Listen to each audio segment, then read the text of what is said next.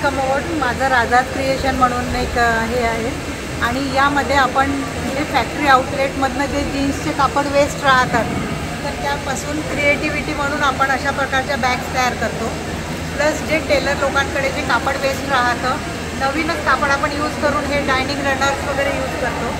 त्याचप्रकारे आपण लहान बच्चांच्यासाठी गोधड्या किंवा दुपट्यांचं पण हा प्रकार आहे.